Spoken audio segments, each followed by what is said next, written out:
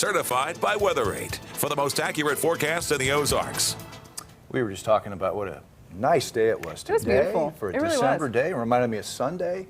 Such nice days, Jamie. It's a shame that we got to break up the pattern here, but we are going to break it up in a big way, aren't we? We are. You know, as you said, going into that break, we don't have much longer before that Arctic air arrives. We've got about 36 hours before that front arrives here in Springfield. What a nice afternoon. The sunshine here in town, areas to the south, also a lot of sunshine. But off to the north, there was actually a fair amount of cloud cover throughout the day. 34 outside currently. Winds out of the north-northwest at 12 miles per hour. That cold air, again, continues to build across western Canada.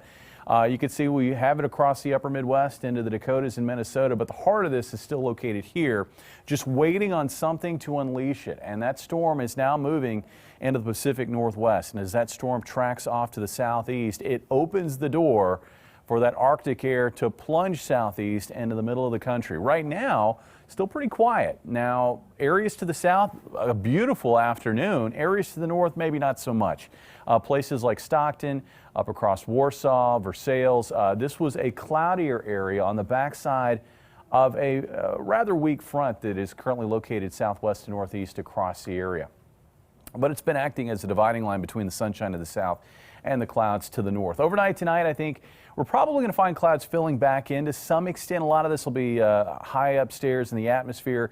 And I think for tomorrow, we're going to find mostly cloudy skies. There will be a little bit of sunshine, probably not as bright a day as it was today south of I-44 tomorrow, but still not a bad December day. Temperatures tonight dropping into the 20s with highs tomorrow, generally in the low to mid 40s. About 42 for a high in Springfield with winds out of the south-southeast at about 5 to 15 miles per hour. We get through Wednesday night quiet. Temperatures will drop down to about the freezing mark, maybe a little bit below. May pop up a little bit ahead of this front, and then the Arctic front arrives. And it looks like it arrives about 6 to 7 o'clock in the morning here in Springfield, and it will continue to rocket across the area during the morning hours. Now, there could be a little bit of snow or maybe even a little bit of drizzle right along the front that changes over to a little light snow. But the band of heavier snow will probably lag the front a little bit. This is lunchtime on Thursday, and you can see how that band of snow moves from west to east across the area throughout the afternoon hours. I think the snow comes to an end, or at least the measurable snowfall comes to an end in Springfield by about 4 o'clock in the afternoon. Now, because of the very cold nature of the air, that should boost our snow amounts to some extent. And I think that generally, and I'm still keeping the snow forecast a little general, but here north of the state line, most areas picking up 3 to maybe as much as 5 inches. And there's that potential that there could be even locally more than that, maybe upwards of 6 inches. South of the state line, it looks like amounts of generally 1 to 3 inches of dry snow. Temperatures, they're going to plummet, and again, in the wake of that front, 36 at 6 o'clock in the morning. Look how quickly temperatures fall. 10 degrees by noon, and then as we're wrapping up the day, temperatures may already be sliding below 0 at that point, and wind chills will be approaching minus 30 at that stage. Thursday storm. Here's some other headlines that I want you to keep in mind.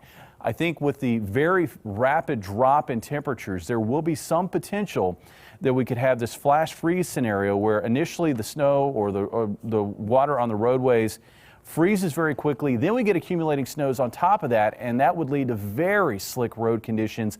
Also, and this is not an exaggeration, near blizzard conditions as the snow is moving through. Lower visibilities with the snow, and also the winds are going to be very strong, gusts to 35 to 45 miles per hour, and that could lead to some isolated power outages, and that would be a horrible scenario given the cold that we're going to find with this storm system. 5 for a high on Friday, 16 on Christmas Eve, 29 on Christmas Day, maybe a little more snow on Monday. Temperatures moderating next week. Guys? All right, thanks.